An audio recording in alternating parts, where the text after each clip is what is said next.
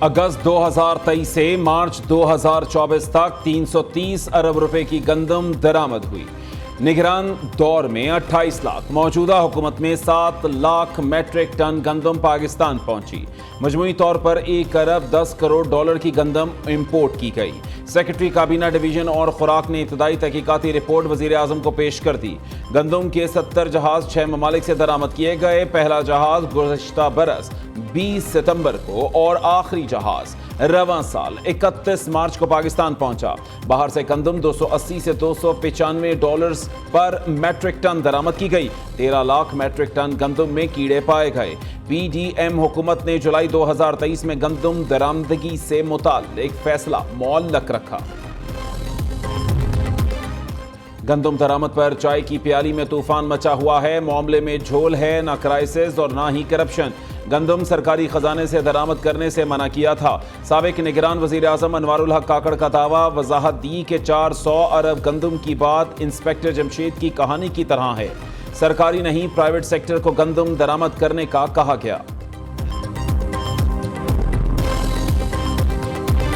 گندم 2400 میں آئی، کیا پچھلے 5 ماہ اس کا فائدہ ہوا اینڈ کنزیومر کو؟ کیا انہوں نے آ کے 2400 والی گندم یہاں پاکستان میں 2800 میں بیچی؟ جس طرح پہلے کہا ہے کہ ایک بوٹی کھانے کے لیے انہوں نے اونٹ کو ذبح کر دیا۔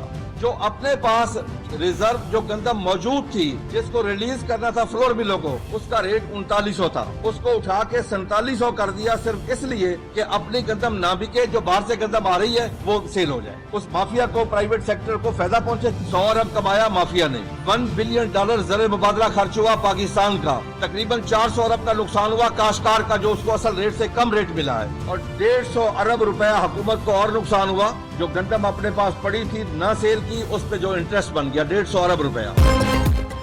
کسان اتحاد کا 10 مئی کو ملتان سے ملک گیر احتجاج کا اعلان۔ پنجاب حکومت کسانوں کے ساتھ مذاق بند کرے، گندم خریدنی ہے یا نہیں واضح کرے۔ چیئرمین خالد کھوکھر کی پریس کانفرنس، کہا کہ گندم امپورٹ کرنے والوں نے بوٹی کے لیے اونٹ ذبح کر دیا۔ کرپشن سے 6 کروڑ کسانوں کا استحصال کیا گیا۔ گندم درآمد کرنے کا فیصلہ صرف مال بنانے کے لیے کیا گیا۔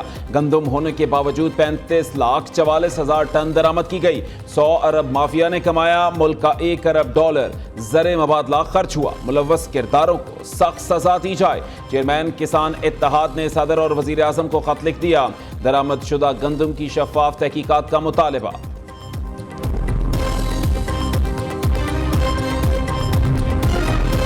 گندم خریداری بحران، کسان پریشان۔ حکومتی وعدوں دعووں کے باوجود پنجاب میں گندم خریداری شروع نہ ہو سکی۔ ملتان کے کاشتکار گندم 2800 روپے فی من تک بیچنے پر مجبور۔ پنجاب کے کئی علاقوں میں گندم کی کٹائی 50% تک مکمل، مگر کوئی خریدار ہی نہیں۔ وفاقی حکومت کا کسانوں سے 18 لاکھ ٹن گندم پاسکو کے تحت خریدنے کا فیصلہ۔ کاشتکاروں کی سہولت یقینی بنانے کے لیے وزارت قومی غذائی تحفظ کی کمیٹی قائم کر دی۔ شہباز سپیڈ کا پاکستان کو معاشی بحران سے نکالنے کا ایکشن پلان۔ سعودی عرب کا اعلیٰ سطح کا وفد پاکستان پہنچ گیا۔ وفاقی وزراء مصدق ملک اور جام کمال نے پرتپاک استقبال کیا۔ سعودی وفد ولی عہد محمد بن سلمان کی خصوصی ہدایت پر اسلام آباد پہنچا۔ وفد میں مختلف شعبوں سے تعلق رکھنے والی 30 کمپنیوں کے نمائندے شامل۔ زراعت، صنعت و تجارت کے منصوبوں کے معاہدوں پر دستخط ہوں گے۔ وزیر اعظم نے سعودی وفد کے دورہ پاکستان کے انتظامات کے لیے 16 رکنی اسٹیئرنگ کمیٹی تشکیل دے رکھی ہے۔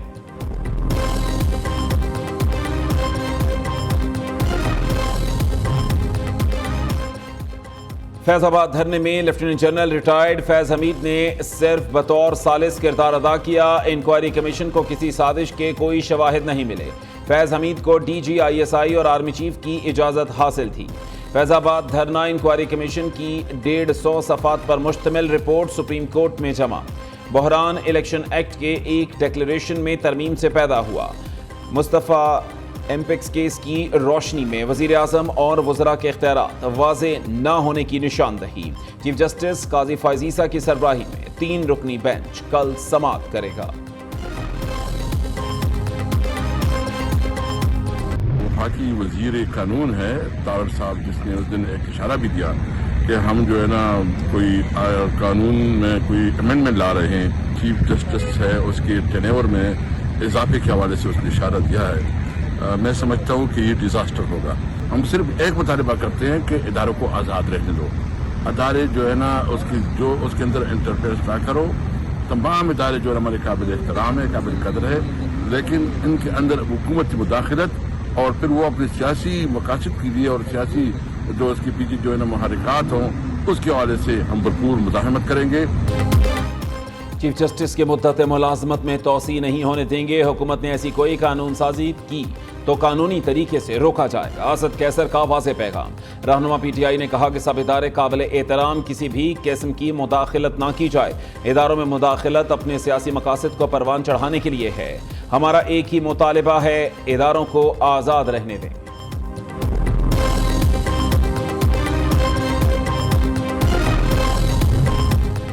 वफाकी काबीना में शमूलियत के लिए नून लीग के पीपल्स पार्टी से राबते। नून लीग की बजट से पहले पीपी को हुकूमत में शामिल होने की दरख्वास्त। मुल्क को दरपेश चैलेंजेस का मुकाबला अकेले मुमकिन नहीं। पीपल्स पार्टी हुकूमत का हिस्सा बनकर बजट के लिए तजावीज़ दे।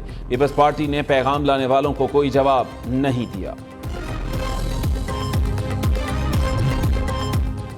मुआशी बहरान सूबों की निस्बत वफाकी हुकूमत का तरक्याती बजट सुकड़ने लगा।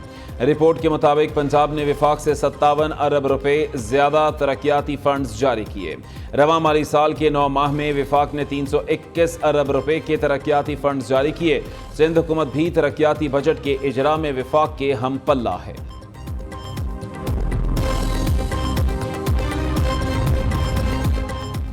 पहली सीएम पेंग गेम्स की इख्तितामी तकरीब। वज़ीर आला पंजाब मरीम नवाज की बतौर मेहमान खुसूसी शिरकत। फातह टीमों में 1 करोड़ के इनामात तकसीम किए। हॉकी में सुपीरियर यूनिवर्सिटी ने मैदान मार लिया। सबसे ज्यादा इनामी रकम 26 लाख रुपए हॉकी इवेंट की फाइनलिस्ट्स में तकसीम की गई। मरीम नवाज ने कहा कि पंजाब लीग्स मुनक्किद कराने के लिए चाहे 20 या 30 करोड़ देना पड़े, देंगे।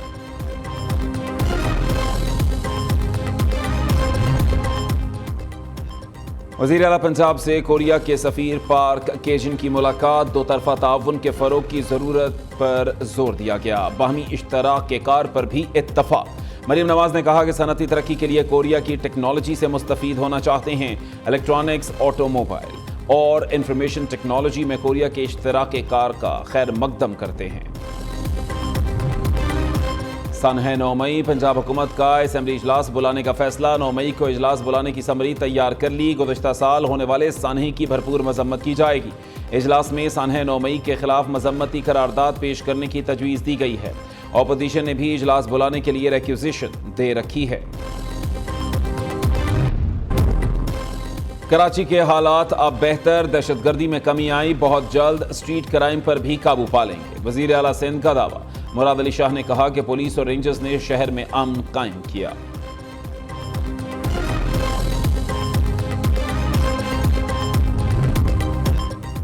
भिखारी एक्ट के तहत गिरफ्तार मजीद मुल्ज़िमान नहीं रख सकते। सुप्रिंटेंडेंट अडियाला जेल ने चीफ कमिश्नर इस्लामाबाद को खत लिख दिया। जेल में पहले ही 5000 से जायद कैदी हैं। अडियाला जेल में 2174 कैदियों की गुंजाइश है।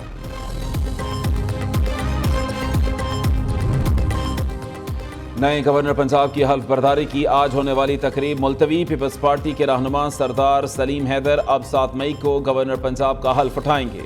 नून लीग के नामजद गवर्नर बलूचिस्तान जाफर खान मंदुखेल की तकरीब हल्फ बर्दारी कल कोयटा में होगी। पीपल्स पार्टी के फैसल करीम कुंडी ने खैबर पख्तूनख्वा के गवर्नर की हैसियत से चार्ज संभाल लिया।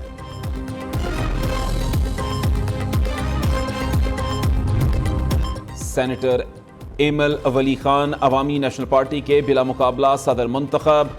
मियाँ इफ्तिखार हुसैन की ज़ेर सदारत मरकजी काउंसिल के इजलास में सदारत के लिए एमल वली खान का नाम तजवीज़ किया गया। काउंसिल ने मुतफ़िक़ा तौर पर सदारत के लिए एमल वली की मंजूरी दे दी। इजलास में दीगर ओहदेदारों का चुनाव जारी।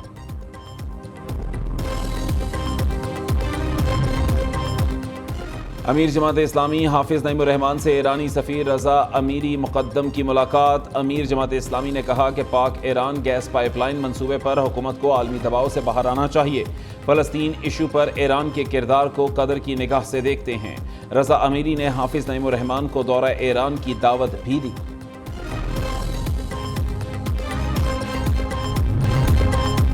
पाकिस्तानी को पहमा नाइला कयानी का एक और एजाज़। 8,485 मीटर बुलंद माउंट मकालो को भी सर कर लिया। नाइला कयानी 8,000 मीटर से बुलंद 11 चोटियों को सर करने वाली मुल्की तारीख की पहली खातून बन गई। नाइला कयानी 2023 में माउंट एवरेस्ट सर करने वाली दूसरी पाकिस्तान